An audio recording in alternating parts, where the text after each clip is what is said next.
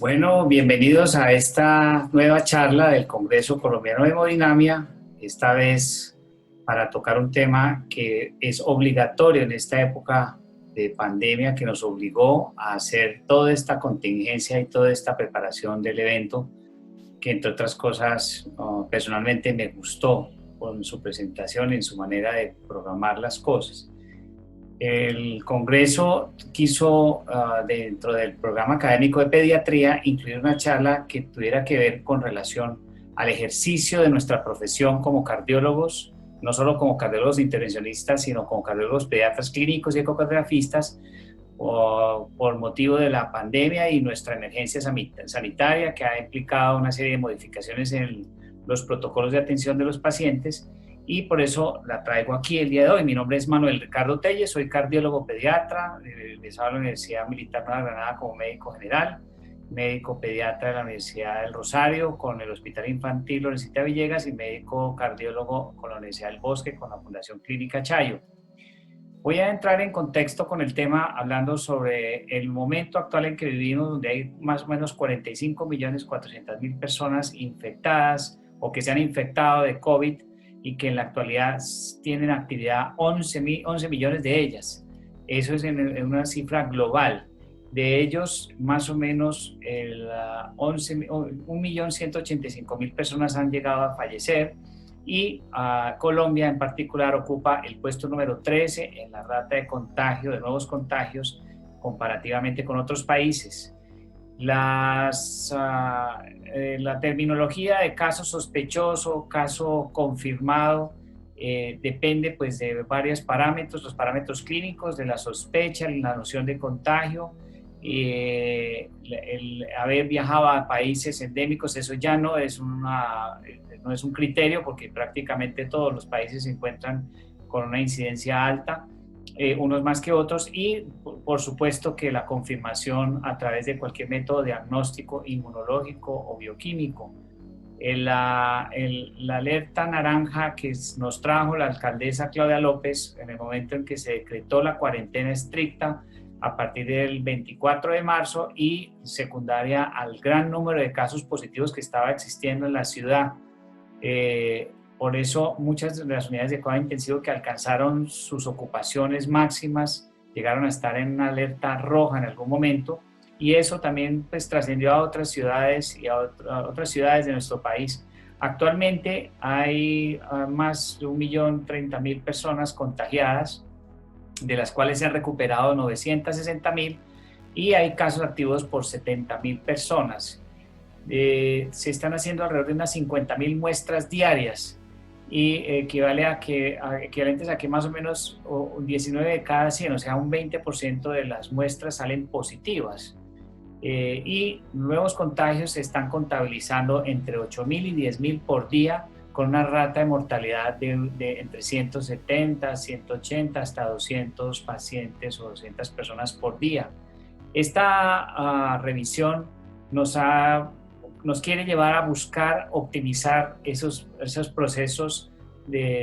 asistenciales que tenemos que hacer los profesionales de salud para plantear ante esta nueva situación epidemiológica el ejercicio de nuestra profesión y de alguna manera optimizar nuestros recursos, protegernos nosotros mismos. Hemos tenido que adaptar algunos de los consensos y protocolos que se hacen en otros países, como la Sociedad Española de Cardiología, entre otras, donde nos han traído muchas enseñanzas acerca de lo que hacer, en qué momento hacerlo y qué tipo de pacientes atender. En este momento, de ese 1.030.000 personas que se encuentran o que se han contagiado, el 94% se han manejado en la casa. Únicamente se han tenido que hospitalizar un 2%, y en la unidad de cuidado intensivo únicamente el 0.2% de esa totalidad de pacientes. Quiere decir eso que es más factible uno encontrar exposición y riesgo de contagio en la calle y en la atención ambulatoria de pacientes, más que en los pacientes hospitalizados. Todas las entidades sanitarias y las sociedades científicas, de acuerdo con la demanda asistencial en los diferentes centros asistenciales, han querido encontrar una manera, una mecánica para establecer directrices y restringir al máximo la práctica de procedimientos que no sean necesarios o que sean de alguna manera electivos. Y eso incluye a los pacientes con enfermedades congénitas del corazón o adquiridas en la época de la infancia. Por esa razón, digamos que no se han autorizado la práctica de algunas correcciones que son electivas, y eso ha venido modificándose de acuerdo con el momento epidemiológico y sanitario que nos encontremos. Esta ha sido nuestra cuota. El personal médico, personal paramédico, los bacteriólogas, terapeutas respiratorias, enfermeras, nutricionistas, personal de vigilancia, los personales administrativos, todo ese número de personas que trabajamos en entidades prestadoras de salud y que se nos considera de primera línea, y por esa razón yo comencé con ese video cinematográfico de que somos los superhéroes, somos la primera línea de defensa, pero muchas veces o no nos cuidamos nosotros mismos o no se nos otorga el valor y el cuidado, no se nos protege de alguna manera, y por eso eso es un llamado a que eso ocurra de alguna manera desde este evento académico. ¿Cuáles serían esos protocolos para manejo de esos pacientes? Vamos a hacer vamos a dividirlo en 4 sesiones: las consideraciones del COVID-19 en la edad pediátrica y en particular en los pacientes portadores de enfermedad cardiovascular. ¿Qué protocolos existen en la práctica de exámenes de apoyo diagnóstico no invasivo como la ecocardiografía? ¿Y qué protocolos existen ya en la sala de hemodinamia en relación con la práctica de procedimientos invasivos intervencionistas? Y por último, ¿qué manejo anestésico? ¿Cuáles han sido las estrategias de anestesia en estos pacientes que muchas veces requieren de anestesia para la práctica de estos últimos procedimientos? Los niños, ya siempre hemos escuchado o se ha demostrado que desarrollan cuadros clínicos que muchas veces no tienen tanta gravedad, que en su inmensa mayoría son cuadros catarrales, o inclusive los pacientes son pausisintomáticos o asintomáticos, perdón. Quiere decir eso que muchas veces el paciente se encuentra contagiado y que su grado de contagio es alto por lo mismo, porque aminora esa capacidad de autocuidado que tenemos las personas que los rodeamos, y por esa razón muchas veces se consideran verdaderos reservorios de contagio. Adicionalmente a eso, los pacientes que están en la edad pediátrica, que tienen enfermedad cardiovascular, no tienen una predisposición no existe un factor de riesgo adicional que esté aumentado por esa situación en relación con la enfermedad del COVID. Eso se ha podido demostrar. ¿Qué debemos hacer de todas maneras? Debemos protegerlo con los 3 estandartes del distanciamiento social, la exposición mínima a sitios concurridos, a espacios públicos. Segundo, el lavado continuo y permanente y preventivo de las manos. Y tercero, el uso de la máscara. Eso, digamos que sigue siendo la primera estrategia y está promovida por las sociedades científicas, entre otras cosas, entre otras la Sociedad Argentina de Pediatría. Portar la máscara ha demostrado disminuir el índice de contagio, y sin embargo, a pesar de que existe una demostración fiel de que esa máscara que se debe portar en los sitios por fuera del hogar o cuando exista una sintomatología sugestiva en uno de los contactos o en el propio paciente, muchas veces no es factible colocar una máscara o una tapabocas porque el paciente no lo permite o no lo tolera, y eso ha hecho que algunas agremiaciones decidan formular o promover o protocolizar el uso del manejo de la máscara a partir de los 2 años de vida, promover el uso de la máscara a partir de los 2 años de vida. Y,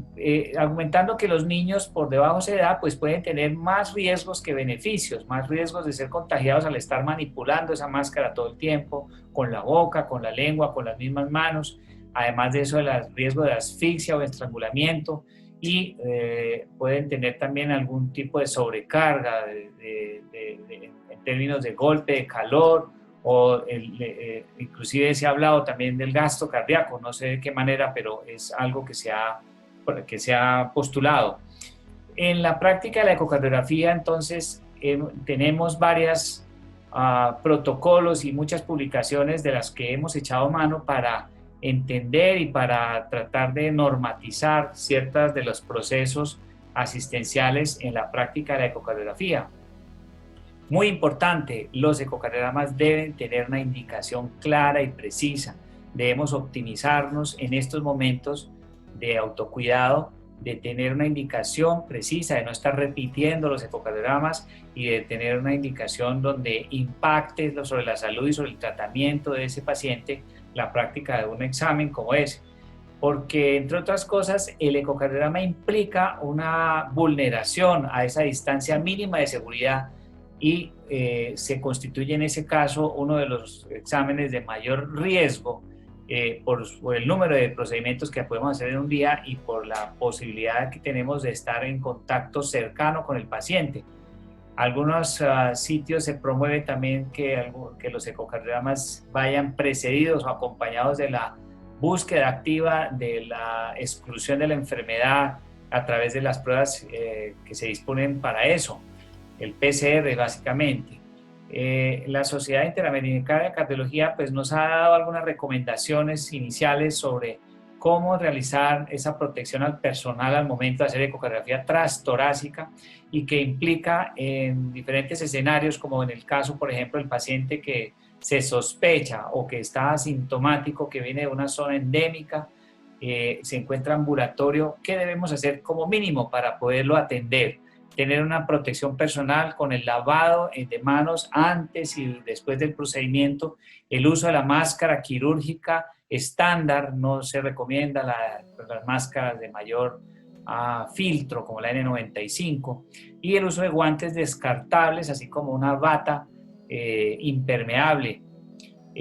Por otro lado, el equipo debe ser usado y una vez terminado el procedimiento debe ser limpiado de manera obsesiva, siguiendo las instrucciones de mantenimiento por parte del proveedor del equipo. Y ojalá el sitio donde se hace el ecocardiograma tenga un sistema de ventilación adecuado para que, para que haya, digamos, fluido y de alguna manera se pueda alejar o disminuir la posibilidad de que quede suspendido el virus dentro del laboratorio, dentro del consultorio.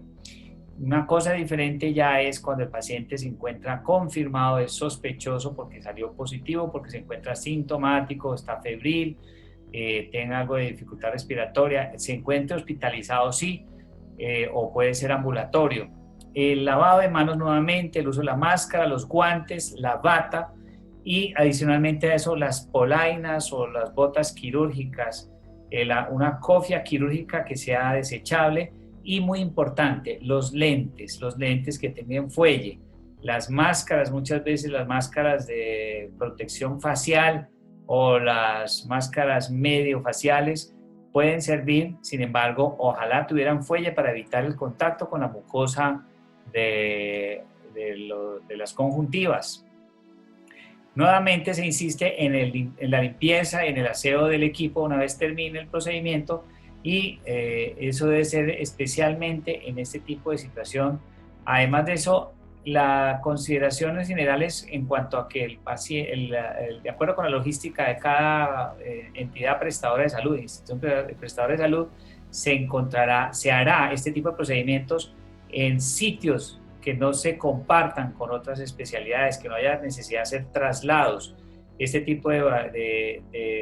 valoraciones, cuando son ambulatorias, ojalá se hagan con el menor cantidad de personal posible al lado. Por otro lado, se pueden utilizar medios tecnológicos para poder dictar el informe, para poder realizar el proceso de la ejecución del examen sin necesidad de tener ahí a la persona al lado, la secretaria, como a veces nos ocurre o como convencionalmente ocurría, la enfermera al lado. Entonces, tratar de minimizar eso y nosotros también como operadores necesarios y fundamentales para la práctica del examen, tener cuidado, el autocuidado de no tener una enfermedad o una condición que nos ponga a riesgo. Los mayores de 60, 65 años no se recomienda que estén realizando ese tipo de procedimientos, de exámenes, los pacientes, los médicos o los operadores que se encuentren en algún estado de inmunodepresión o en época de embarazo. deben abstenerse de tener el contacto con ese tipo de procedimientos. Aquí hay un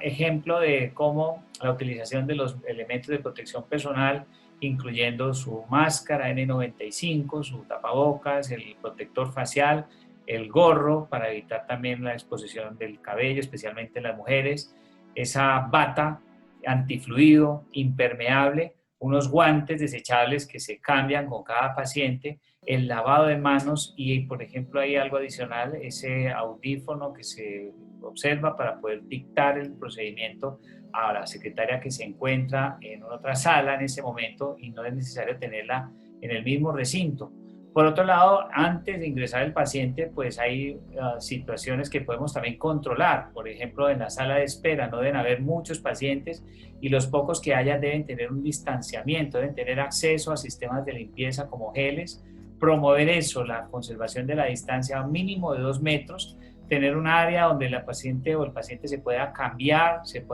cómodamente y que no esté compartiendo espacios cerrados con otros pacientes.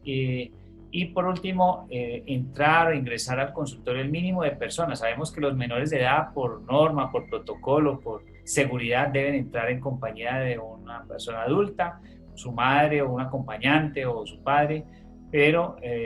lo importante es que no se deben dejar entrar todo el número de acompañantes que a veces algunas mamás llegan pidiendo.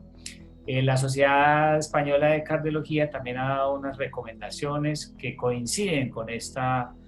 recomendaciones dadas por SIAC y que incluyen entonces el uso de la máscara, de los guantes, de la bata y la protección ocular como cosa común, y hace alguna aclaración en procedimientos como el eco transesofágico o el ecoestrés ejercicio, donde existe un mayor riesgo de exposición a aerosoles. Ahí es cuando se recomienda el uso de elementos adicionales. Nosotros no hacemos mucho eco transesofágico, pero tenemos este tipo de pacientes, el niño que llora, que no se pone la máscara y que no colabora, y que se revuelca y que grita, y entonces le forma un aerosol en el medio que si nosotros no sabemos manejar nos va a contagiar. Por eso recurrimos a estrategias como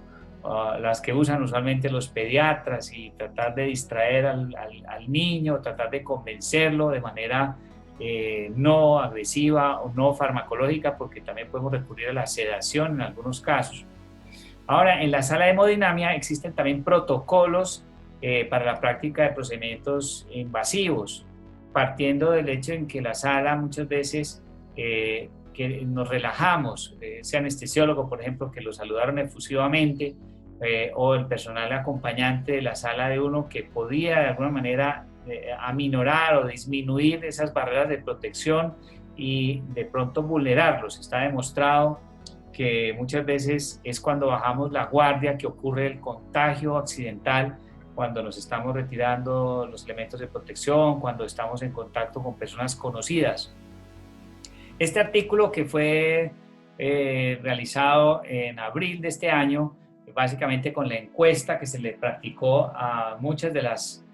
las centros donde se practica la hemodinamia en cardiopatías congénitas en Estados Unidos, hicieron algunas averiguaciones o algunas encuestas acerca de qué tipo de protocolos y de procedimientos habían tenido que replantear a raíz de la pandemia, dándonos cuenta que muchos de los procedimientos pospuestos eran procedimientos que tenían, por ejemplo, una poca prioridad, dado la ausencia de síntomas o la estabilidad hemodinámica del paciente, entre otras cosas, por ejemplo, los defectos septales compensados, el implante de válvulas pulmonares que necesitan una programación suficiente, con antelación, los cateterismos que se hacen, los estudios hemodinámicos que se hacen previo a la práctica de una cirugía, en el caso de la corrección clínica por etapas de algunas enfermedades, todo ese tipo de procedimientos que no implica una urgencia y no implica una prioridad muy grande, pueden ser pospuestos. Son 3 estrategias que se utilizan para tratar de minimizar el riesgo. Una de ellas pues es la preservación del recurso médico, haciendo la optimización de la selección de los pacientes que van a procedimientos selectivos y la utilización de elementos de protección personal. los comités multidisciplinarios para revisar antes la programación de los procedimientos. Otras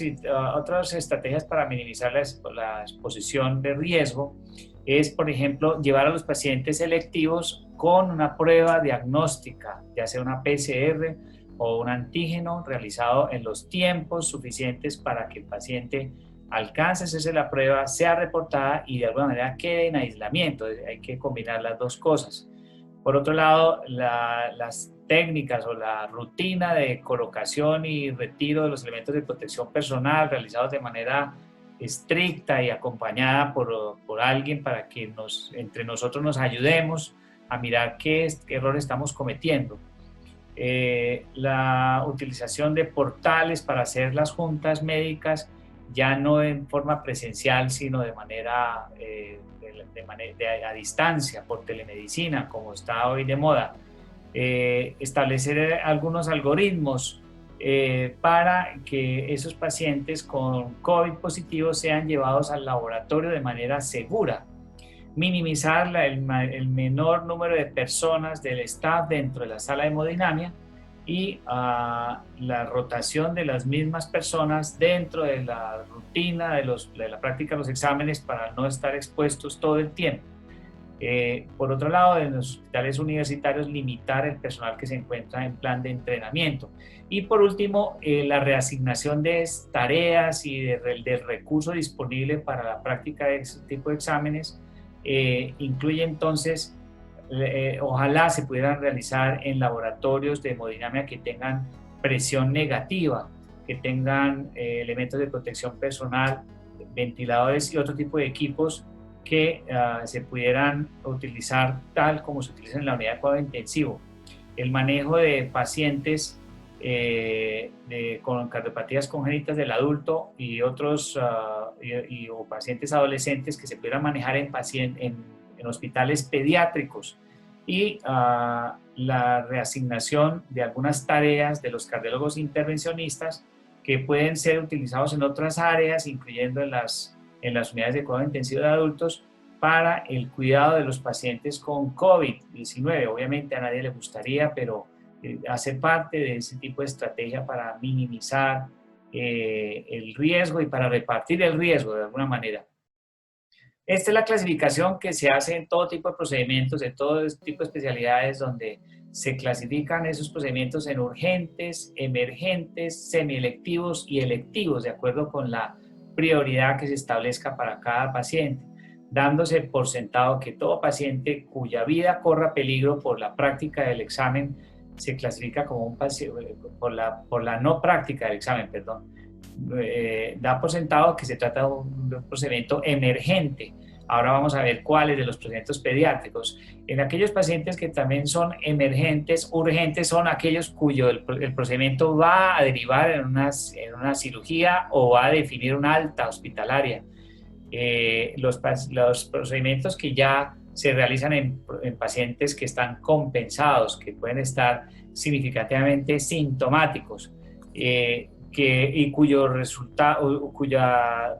demora en la práctica del examen mayor a 30 días podía resultar deleteria, se consideran que son semielectivos. Ahora miramos cuáles son. Y por último, los pacientes que se encuentran asintomáticos o que tienen un grado de compensación de su enfermedad o sus síntomas son leves, se dice que tienen un grado leve de electividad o de prioridad en la asignación del horario para la práctica del examen. El Consenso Colombiano de la Atención y Diagnóstico y Manejo de la Infección por SARS-CoV-2 o COVID-19, SARS-CoV-2, en establecimientos de atención de salud, fue producto de la reunión de varias entidades, sociedades científicas, instituciones prestadoras de salud, que determinaron cuál debería ser la estrategia de acuerdo con la especialidad, de acuerdo con el momento histórico de la pandemia. Y eso quiere, digamos, que nos redunda a nosotros en las actividades de intervencionismo cardiovascular que pueden realizarse de manera paulatina, que pueden reiniciarse, reanudarse parcial o totalmente. Se debe priorizar los pacientes de acuerdo con la sintomatología y el cuadro clínico, como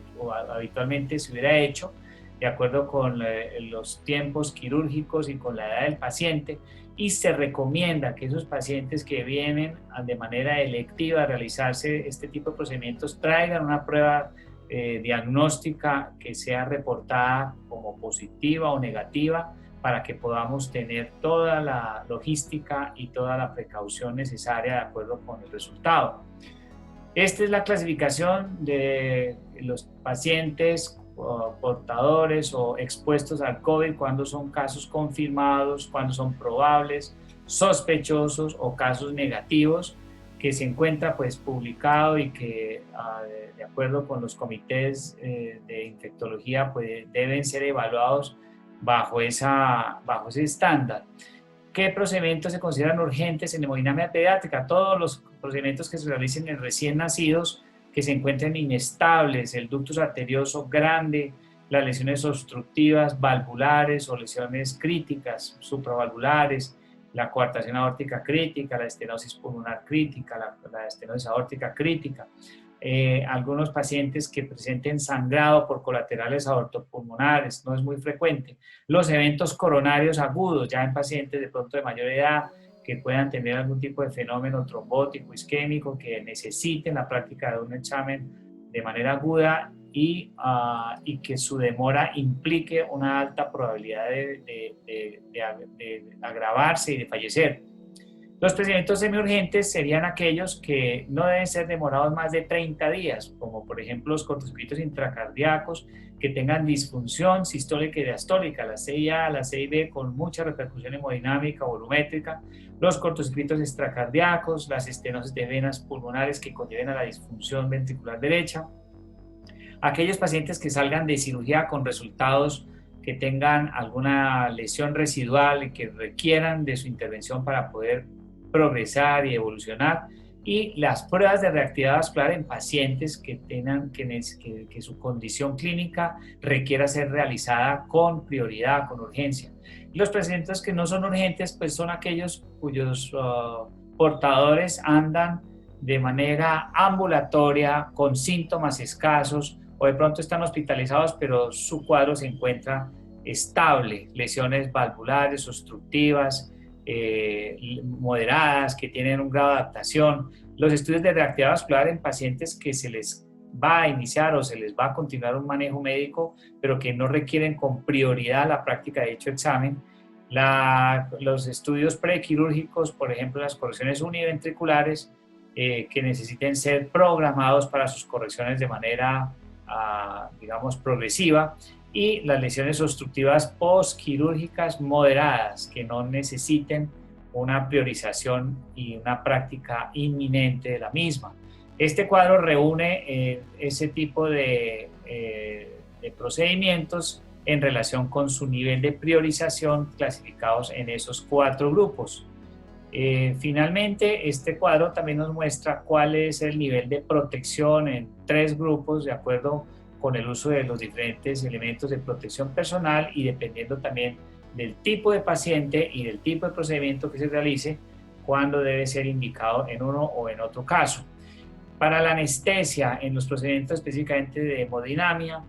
la anestesia, pues que en muchas ocasiones es electiva y en muchas ocasiones es indicativa, pues debe tener algún tipo de manejo especial de alteración del protocolo usual, y pues en eso va a haber una charla entera que nos va a dar uno de los conferencistas de nuestro congreso, pero voy a hacer un par de comentarios acerca de ese tipo de modificaciones. Los anestesiólogos han recurrido a diferentes estrategias para aislarse al momento de la intubación, de la manipulación de la vía aérea de esos pacientes para evitar su contacto. Entonces la utilización del iglú o esos tipos de dispositivos como los laringoscopios para poder observar la vía aérea superior en caso de pacientes que puedan representar un riesgo mayor, relajar al paciente por fuera de la sala, intubarlo por fuera de la sala, y a veces ni siquiera manipular la vía aérea, sino hacer una sedación consciente con el paciente despierto y utilizando dispositivos de administración de oxígeno en pruebas que sean rápidas, que sean factibles de realizar. En algunos centros se acostumbra a que una vez invadida la vía aérea, en este caso este grupo de este personal que está haciendo la intubación a través de un iglú,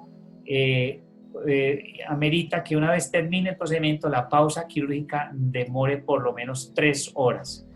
Este es lo que nos tocó vivir ahora en nuestro tiempo con este virus que nos ha dado tantas lecciones, nos ha optimizado en el recurso, nos ha enseñado cómo resurgir, cómo encontrar vías de escape. Pegados a Dios, poder asistir a nuestros eventos a través de los medios tecnológicos, hacer uso de la tecnología tanto para la comunicación de nosotros como para la interacción con otras especialidades y la cuota que hemos tenido que pagar. Todo esto es una época de gran enseñanza que esperamos que se supere pronto este año 2020, que volvamos nuevamente a la vida, que podamos tener un poco de tranquilidad, podamos volver a vivir, podamos volver a entrar en conciliación con la naturaleza, porque esto es un reordenamiento, según se dice por todas partes, es un reordenamiento de ese orden universal y nosotros de alguna manera estábamos abusando. Tenemos que volvernos a tomar un café, volver a ser amigos, volver a tener interacción entre nosotros, el contacto social hace mucha falta y van a pasar al recuerdo todas estas fotografías de la época en que nos tocó vivir aislados, protegidos y haciendo nuestro ejercicio de manera efectiva, pero sin arriesgarnos o arriesgándonos lo menos posible para poder llegar a vivir mucho tiempo. Les agradezco mucho esa atención, no se olviden que somos la primera línea, somos esos superhéroes que la sociedad nos ha dicho que somos y que a pesar de que a veces no nos trata como tales, tenemos que seguirlo siendo. No se les olvide asistir a este conversatorio de adulto con cardiopatía congénita, va a estar muy interesante con invitados internacionales de diferentes especialidades, interactuando con nuestros invitados nacionales y les agradezco mucho su presencia en esta charla. Muchas gracias.